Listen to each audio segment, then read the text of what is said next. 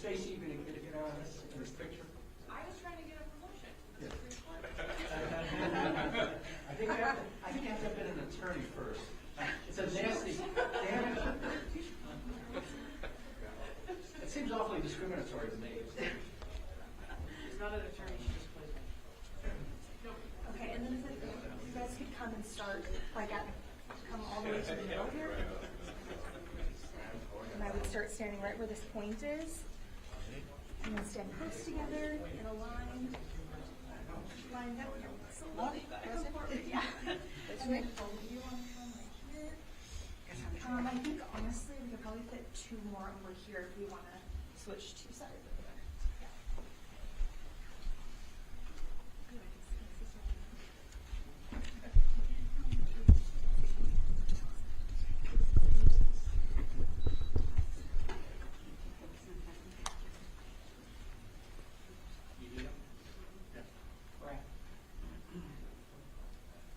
Here.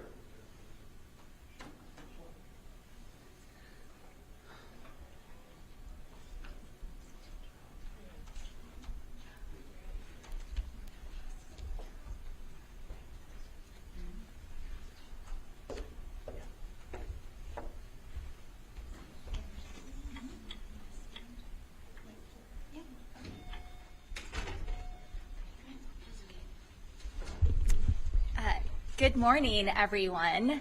Today is a historic day. I am excited and proud to share with you my appointment for the Supreme Court.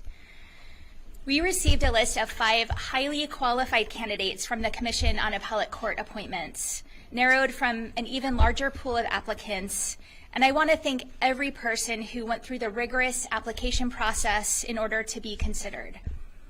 These 5 final individuals were carefully reviewed and thoroughly vetted, and I personally spoke with each of them. Each candidate has integrity, experience, and honor, and I am grateful that we have such outstanding individuals in our legal community. As a social worker who has supported victims of domestic violence and homeless youth, I've seen firsthand how our justice system impacts our everyday lives, particularly the lives of vulnerable Arizonans. I prioritize an appointee who is not only eminently qualified, but also someone who reflects our state and who's committed to making our legal system work for everyday people. Of course, I was focused on credentials and experience, but also on appointing a justice who will uplift those who need it most. Every day, thousands of Arizonans interact with our justice system. The decisions made in our courtrooms often don't make headlines, but they can dramatically alter the lives of people throughout our state. While all of the candidates are well qualified, one standout applicant fully appreciates the weight these decisions carry.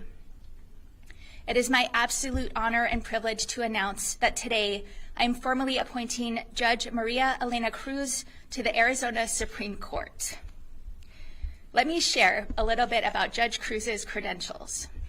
She received her Juris Doctorate from the University of Arizona. As an attorney, she has argued before municipal, state, and federal courts, and been both a defender and prosecutor. Beginning as a judge pro tem for the Cocopah Indian Tribe, Judge Cruz has served on the bench since 2005. Her tenure as a judge has also included the Yuma County Superior Court, where she was presiding judge, and she currently serves on the Arizona Court of Appeals, which she was appointed to by Governor Doug Ducey in 2017, and on which she was previously presiding judge.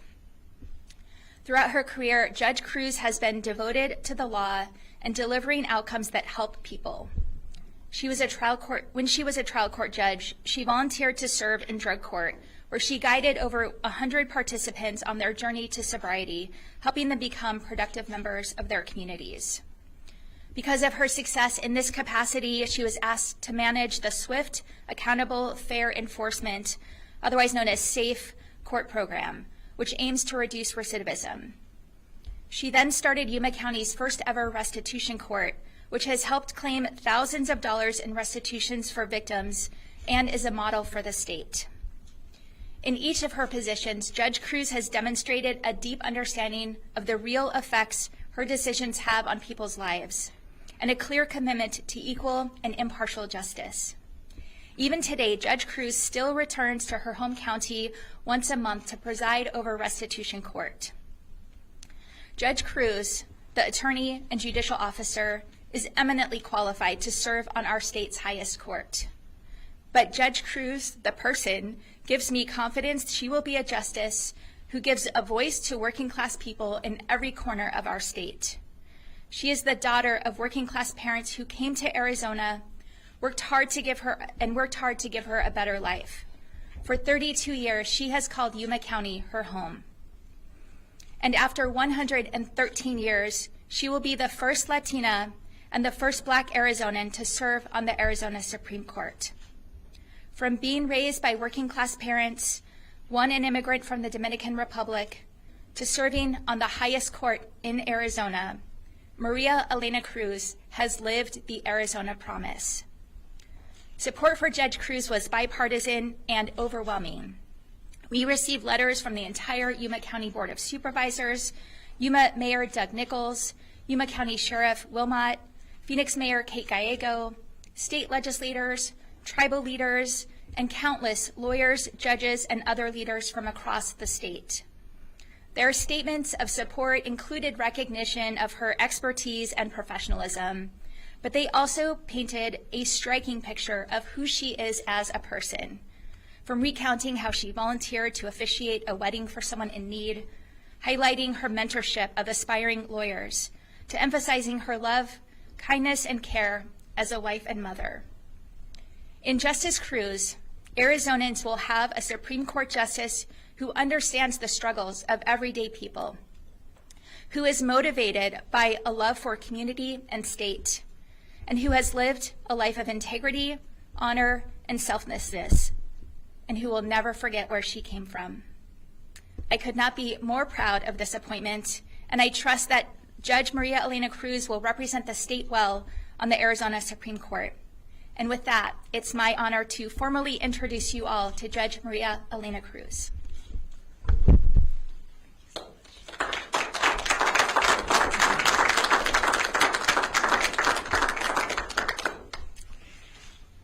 Ladies and gentlemen, esteemed colleagues, family, and friends, the Arizona Supreme Court began to operate on February 14th of 1912.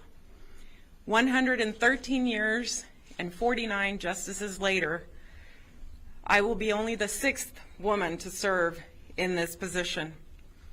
I'll be the first Latina and the first person of African descent. For many, this day is long overdue. And so today we celebrate. We celebrate that Arizonans will look at their highest court and see a group that looks more like them. Thank you, Governor Hobbs, for giving that to our state and for taking Arizona off the list of states that have never had a Black Supreme Court justice in their number.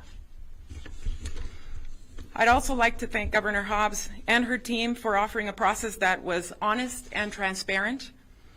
I'm humbled that you have placed your confidence and trust in me to carry out this important role for the people of our state, a state that I do love.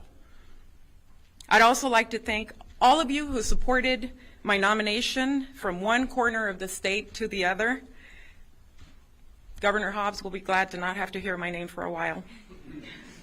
You have made your voices heard.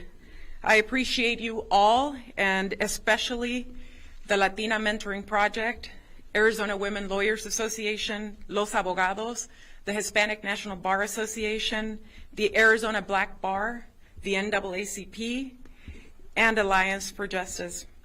There are so many more that I thank for their support.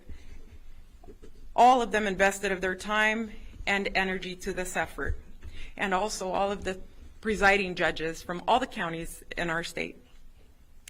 I thank you all, and I thank especially the people from Yuma. Yuma made me. From the age of 14, they gave me the opportunities that I needed to thrive and the trust once I became an attorney and later a judge. to make decisions on behalf of our community. I'd like to thank my family for their unwavering support, my father, my mother, my in-laws, my son, my daughter, and especially my husband of 27 years, Glenn, who is quick to tell everyone that he didn't marry Judge Cruz. He married a young woman with dreams of becoming a lawyer and saving the world. He is my partner and the love of my life. As a new justice, I promise to bring not only my 20 years of judicial experience, including service on the Cocopah Tribal Court, the Superior Court, and the Court of Appeals, and a deep respect and loyalty for the rule of law, but also a perspective that is informed by growing up, living, raising a family, and working in rural Arizona. A personal understanding of challenges faced by those who are marginalized because of their color or their gender. I will do the work of applying the law fairly, but I will also do so while acknowledging that access to justice is limited and there's much work to be done in ensuring that poverty or lack of education do not continue to be barriers for Arizonans' understanding and use of the legal system. I will work in earnest to continue to educate the public on the work of the courts and the resources that are available to them, to promote legal education programs that bring more legal practitioners to rural communities, and to mentor those who share my passion for service in the law but have no one to guide them.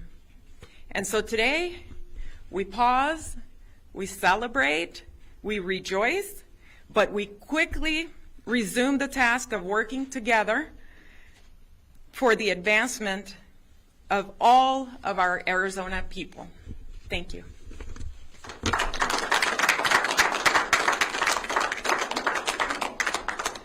Well, good morning.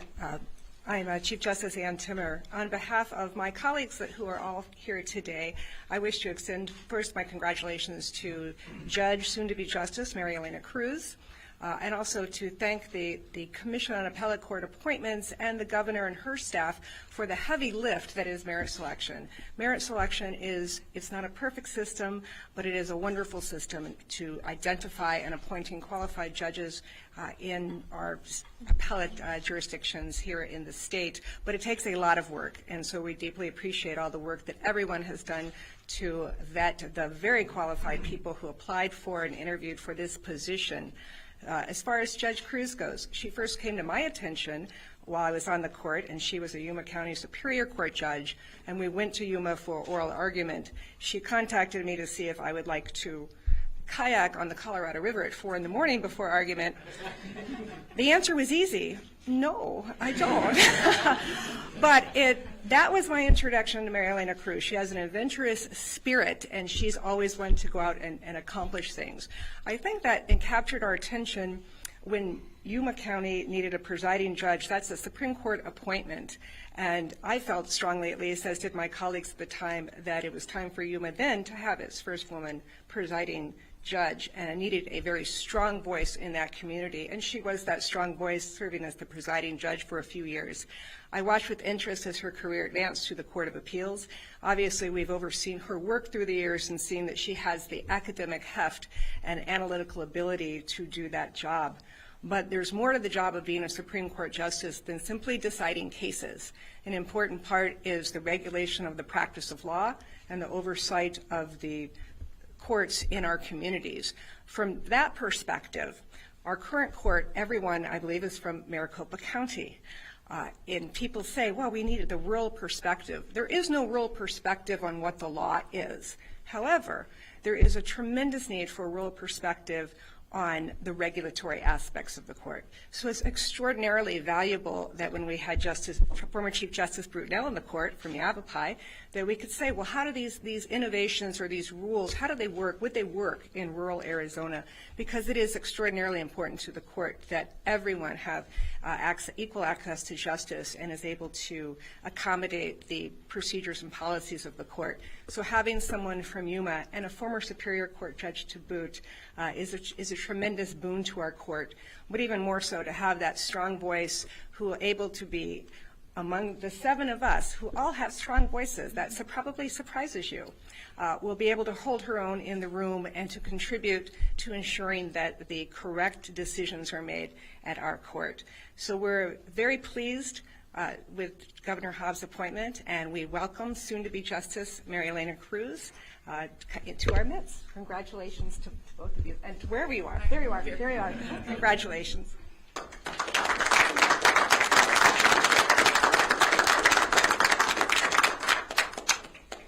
Okay, we're going to open things up for questions. I believe Telemundo.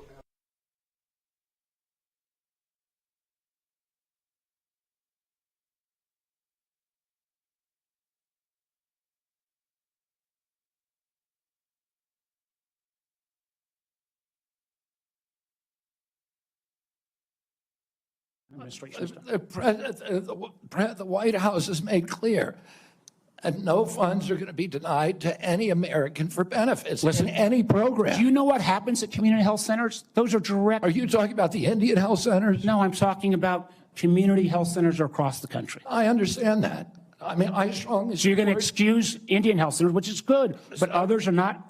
They're going to get their funds frozen. I strongly support community health centers, as does the president. He So does that not mean want- you're not going to freeze the funding that is currently frozen? The White Or you'll House work to has made unfreeze it? clear that none of that funding is supposed to be frozen. Sir, the direct payments are different than how the government operates.